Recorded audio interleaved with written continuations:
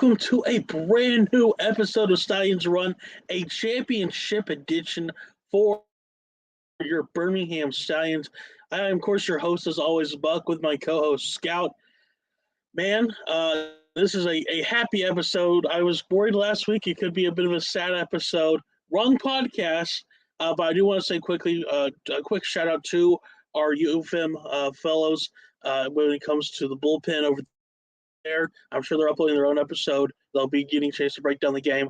I want to say GG to them once again. They're great guys to be able to share along with this network, and I'm so glad to take part of them to be a part of it. So, Scout, let's get right into the game. Let's start. Let's be honest though. A bit of a slow game to start things off. I guess what was your thoughts on a bit of a drag for basically the first about 45% of the game? Yeah, so funnily enough, if you were tracking me on Twitter, I was coaching beer league hockey for the first like 30 minutes of the game, but I did not miss a single point. But hey, but yeah, it was rough the first couple of bit. We kept punting back and forth. Somebody said it was gonna be a Brad Wayne, the legacy game. That's the Brahmas punter. And it was a rough game. It was like a flashback to like the 2010s SEC there for a minute, just like blow for Yeah, blow, get about to the 40-yard line and punt the ball. But it was good football though, in my opinion. I know some people said it was sloppy, and there were penalties, there were some mistakes that, like should have been not there for a pro game. But overall, I thought it was good football, especially for the first half. But we did break away. We did score some touchdowns eventually. I think being able to score two before halftime really helped overall. Um, and in general, I think we were really slow starting, and then we kept pushing forward like faster and faster, and then like yeah, it just turned into a snowball in the second half. yeah. I mean, I also want to mention one thing. This was the only game of the UFL season that, because it was a neutral site game, it did have a coin toss because there's no home team designator technically. So they did have the coin toss. San Antonio won that, and this is where I think that this was the biggest mistake of San Antonio basically made. They deferred the kick. They wanted the kick to start the game. Birmingham, again, let's talk about something real quick before we take into that second half. Birmingham, of course, was able to score those first 8 points basically in the dying minutes of the second. I think San Antonio got the ball for like 11 seconds, and then, of course, halftime, boom. Guess whose ball was to start the second, and guess what Birmingham did? Birmingham got that ball, and they instantly made a 16-0 game. I mean, this is why if you win that coin toss, you elect to keep that ball and get that ball in the second half, because if you manage to get, let's say you score some points and you get a chance to go score again, Skip Holtz showed you why it could be so important to get that ball back. And man, I am so glad that coin flip went San Antonio's way with how they elected to defer. Yeah, and my mistake. I forgot if it was a double up from second to third quarter. But yeah, it was. And in my opinion, I'm the same way there. I'm a kick it guy. I want the ball in the second half no matter what, because it gives you a cushion, right? Like it gives you a cushion that Yeah, if you mess up, you get another opportunity in the second half to make up for it. It gives you that little like extra possession. And to that point, I thought that honestly, I think that 10 times out of 10, the Brahmas do take the ball, try to make a statement, but just unluckily for them, they did not make a statement. But yeah, but then moving on to the second yeah, half, Ricky Person Jr., CJ Marable, and Kaya Tazina. Those two, or those three, my fault, are the reason we won this game. Obviously Gary Adrian won Jennings. MVP. Gary, Gary Gary, Jennings also you too. forgot Shout Gary out. Jennings. Yes, yes. What West Virginia legend. But yeah, but uh, without those four, I guess the four horsemen, if you will, we don't win that game. And I know Adrian won MVP. I think also like love Adrian. He deserved regular season MVP. But for this game, there was better options. Um, but the elevated play that some of these guys had was insane. Like both forced fumbles from Tazino were just so like in your mouth, like insane. And also Corey Chamberlain, I apologize. I have disrespected you on this podcast at times, and you came, you saw, you conquered. First shutout in a championship game of pro football in American history, basically, because it's never happened in a Super Bowl. Um, but yeah, but it was insane how good the defense played. And they only made it inside the 10 one time, and then Dormandy took a little 16-step nene, as someone called it, and ended up at like their own 30 and failed on fourth down. So yeah. Yeah, but yeah, I mean, yeah, this was basically a very old school football game. Uh, again, shout out to the Birmingham defense. I mean, I don't know how else you best describe that besides absolute dominance. I mean, it's like this team took every mistake they learned from Birmingham's only loss in the regular season, which of course was against San Antonio, and they said, okay, how do we fix this? And somehow they managed to repair every single bit. And it's like, okay, they did it. They just went out and they won. Uh, Um, I guess Scout. With one thing in the second half, though, I want your thoughts on this. What was your kind of thoughts on Chase Garber's performance, and I guess also Dormady's a little bit? Uh, there's been some kind of calls into questions about the Garber's performance, and then also I don't think Dormady should be getting exactly the credit he should be. I think he did not also show his best 100% out there on the field. Yeah. Yeah, I'm not the one to, call out certain players, but I do think Chase Garbers, there was something, especially second, third quarter, that was just evident that he was different. Like he was like, and like it really showed itself, when he takes that slide about, 2 or 3 yards before the line of scrimmage. And he said that he was above, like he thought he was past the line. But dude, like, it's third down, like the dive, cut up field a little bit, gain extra yards, you're down 20 something. So it's like, Mhm. ugh, I didn't get it. And I think and honestly, McFarland had a great game. Like McFarland, every time he touched the ball, he was getting 6 or 7 extra Kirkland, yards. Kirkland also had a great game. Latimer had a couple good catches.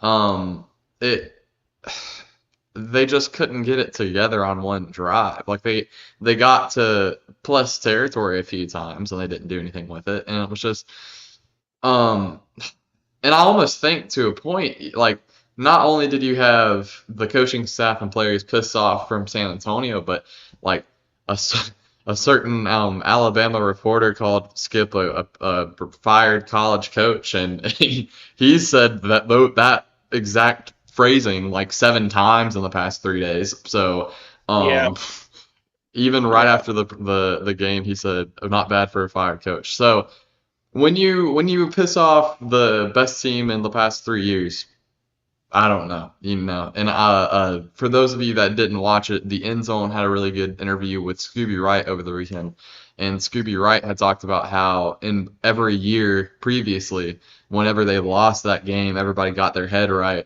and especially like last year when the Breakers beat them, they wanted to beat the hell out of the Breakers, and hey, like that was our biggest win, I think, of any of the last Yeah, 2 years was the Breakers game of playoff. it's close to it. Yeah. Yeah. So I think the Stallions had, the Brahmas marked on their kill sheet, and hey, it happened. So Yeah. All right. Well, the Stallions they managed to, of course, get that 25-0 victory over the San Antonio. I nearly said Stallions, but Brahmas. But of course, the ceremony happens. Uh, we already kind of talked about Adrian getting MVP. I personally think it was, if you win regular season MVP, you're likely getting. If you win the championship, you're still going to get that MVP. Um, but I think there was some there's some there's some noise out there that I think might be a little bit correct when it comes to potentially someone else getting that MVP award. But let's kind of go into kind of overall what was your thoughts overall with I guess the league itself, Scout for this past season, and what are you excited to see in season two? yeah, like I said before, like I love this league, this like whole thing, right? Mhm. And I thought it was done really well. Like obviously I know like everybody had their little nitpicks. There are certain things, certain accesses denied and stuff like that. But hey, that's besides the point. As a football fan, I really like the league. I thought the league did its job. It was a great football league. It was a great developmental league. We got to see a lot of young players come up. I mean, look, like Adrian Martinez, Matt Corral, they were all brand new, right? Ricky Person Jr. really got to shine this year. Even, Larry Roundtree coming in for a game. And I know I'm just talking about our guys, but you can look at like even other players on the league. And there's probably, and this might sound wild to say on a Stallions podcast, but there's probably more players on other teams that will break out next season than currently on the Stallions roster. And I say that mainly because I Ooh, think most of the Stallions rosters in the NFL gonna go to the NFL. But we'll talk about that in a minute. But yeah, all right. but Yeah. keeping it grounded. I really liked the league. I really thought it did a great job. I liked our experiences with Birmingham. I thought this year the UFL model lets the fans grow a little bit better than the USFL model did. And to that extent, I think it creates a sandbox rather than like let's encourage all these families to come out or let's encourage all these different groups to come out that all kind of fit the same mold. It's more of a sandbox of like Mhm. let's see what will happen, let's see how this will work out. And I think like to next year's point, I think it'll be even better. So Mm. Yeah, I mean, one big thing. I think you mentioned a lot of the positives. My one big thing, though, I kind of wish that we're gonna. I hope maybe see returns is put the players in their markets. I think it's about time to end the hub models. mm, I think with yeah, season two, you got to go all in. Uh, it's time to just put those players in the community. That way, they're around and people are like, okay, hey, I don't just get to see the players for like 2 days out of the week. It's every day I potentially can see the players and coaches doing something out in the community. So I feel like it's time yeah, to end the Arlington model. It's time to just go ahead and move on to everyone into their market. Uh, good chance you'll be able to find a field for everybody. So that's kind of my big thing. That's my big kind of hope. But I guess moving on, Scout, we do have some potential news about a player going potentially to the NFL, and that is DeAndre Tillman. He yeah. has he is going to be working out for the Denver Broncos. He is the first Stein to get that news put out. I'm sure there's going to be more coming. Scout, what's your thoughts on the Andre Tillman going to the Denver Broncos potentially? Yeah, I mean Tillman, there's also a bunch of others that I think will be out there, but I think with a lot of them, and I'm gonna look it up really quick because I'm not exactly sure. There's such an age difference in this. I can't even see what his age is. While I'm Mhm. looking that up, but yeah, but basically DeAndre Tillman, he's a great player. In my opinion, he's definitely been one of the best going into it. And like I think not only him, but I think a bunch of the front seven is gone, honestly. I think, Gates is probably gone, Tazina's probably gone. Um, I could even, I'm not sure exactly. Another one that's definitely gone is Carlos Davis. Oh But yeah, I yeah. think Taco's gone too, honestly. And I think Willie Yarber Oh gets yeah, another yeah, shot in the NFL. And I think most of these guys are 27 because I'm looking it up now, and I think yeah they are. Most of them are yeah. A lot 27. of them. Um, Yeah. so this will be kind of their last. I don't want to call it their last hurrah, but if they want to make it to the NFL, this will be like their last hurrah. I know Scooby had talked about that if he goes back to football after this injury, it will it's the NFL or it's the USFL or bust at this point. But yeah, but there's just so much talent in the league, and I think like even more than that, like Neville Clark, like the whole cornerback group. I don't think there's necessarily one. Well, I'm not going to call out the one, but most of them will probably make it to the NFL, or at least have a shot at the NFL. I think we had one of the deepest cornerback groups, the DB groups of the league. I think Wadman gets another shot. I know long snappers are weird. I do hope Ryan Langan gets a shot. I know long snappers are weird, but and Blewett again, kickers are weird. So I know he's a little bit on the older Yeah. side. Well, I mean, we But already we yeah, already saw Jake Bates. He's going to be going to the Lions. He signed a deal yeah. that's basically all but official. So I don't know. It's going to be very strange to see. What's your thoughts potentially of Adrian Martinez? I think he's going to be a potential candidate for at least a camp. Yeah, I think he'll go to a camp. I think Matt will go to a camp. I don't think Jamar will go to a camp. To the point, I'm not saying Jamar is not qualified enough, but I just think Jamar's to the point where I think we're starting to get more and more quarterback coach Jamar because I don't know if you noticed this, but the last game I convinced all the drunk people in the pyramid to start chanting Jamar, and he stood about 5 foot on the field and like was like, like he did not want to get in the game. Yeah, So I think we're getting a quarterback coach Jamar very soon, unless if they need him. I think that's why he was still on the roster, just in case Martinez or Corral got hurt during those weeks. And then like I guess since we're on the offense now, the offense is where, in my opinion, it gets really weird. I think Zuber. So Zuber is a gadget guy. Like we use him as mostly a punt returner or like a third X, and I'm like the yep. I'm not sure Zuber proved any more than he already had. But that being said, like I think Zuber is one of the easiest sells to the NFL currently, especially with how many gadget pieces. Like I know, like the Jags have a gadget piece, the 49ers have a gadget piece, the Eagles have a gadget piece. So it's like all these teams have one or two guys who is their just random flat route guy, screen guy, whatever. Um, I really hope Jace gets a shot. I think Jace like took the next step this year. I think Jace has always been a great player, but I think like he took the next Mm. step. And as we've said before, we'll say again, we'll Okay, forever I will say, say this real quick about Chase. I gotta say one quick thing. I I wish he would kind of tone it down on the field because of course he did get ejected during the ugh, championship game and kind of a scuffle near the end. I, I hope that doesn't go against him with any NFL potential coaches or scouts saying, well, attitude or anything like that. I'm just like, cool the jets a little bit on that. He's such a good player, and it's just like I don't want something stupid like that to hinder any possibilities. So, but yeah. continue. I think tight ends do get a longer leash in the NFL with that personality. Like Kelsey has literally punched people. I would like to add.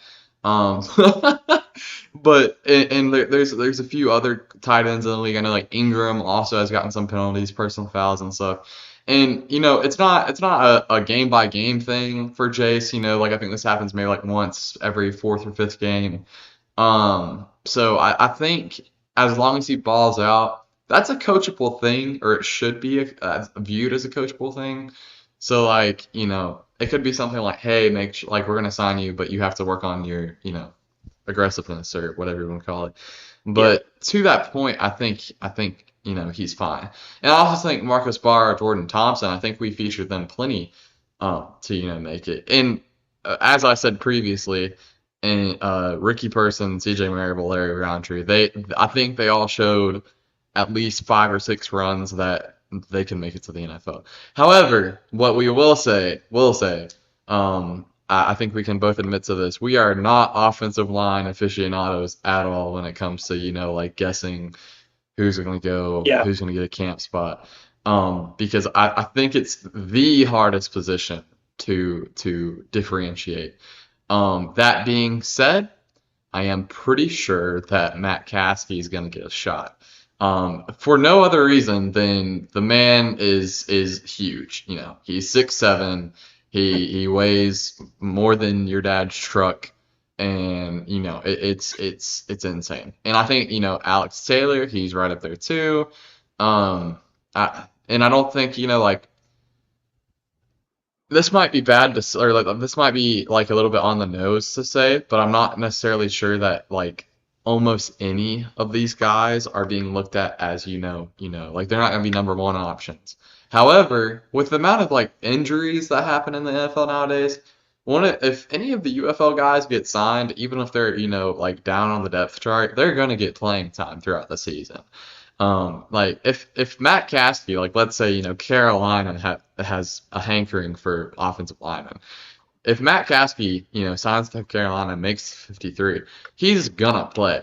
Like that 53-man roster is insane. Like, I don't think people really, give it the amount of respect that it needs, because 53 men plus 10 on a roster is insane. So, but yeah. All right. Well, kind of the last question before we head off of the final episode of the 2020 Stallions run for the 2024 UFL season. What do you think the record of the Stallions is going to be, and do they win a fourth ring in the 2025 UFL season? Ask me in 6 months. I need to know where our favorite Nebraskan is, Zach Potter. Come on, come on. I need to know. What's your gut feeling? Come on. I think we're gonna lose one of them. I mean, I can Oh yeah, say we that always right lose one. now, and I can also admit this. I would, I think that we could walk from Skip easier than we can walk from Zach. And I know that's crazy, to say that we can walk from like what is it, like 20 or 30 years of coaching experience versus 4 years of literal experience, and then like I'm not exactly sure what he could claim after that. But obviously Zach Potter is like a little, like 20-year-old genius. I shouldn't have said little because we're the same age as him, but whatever.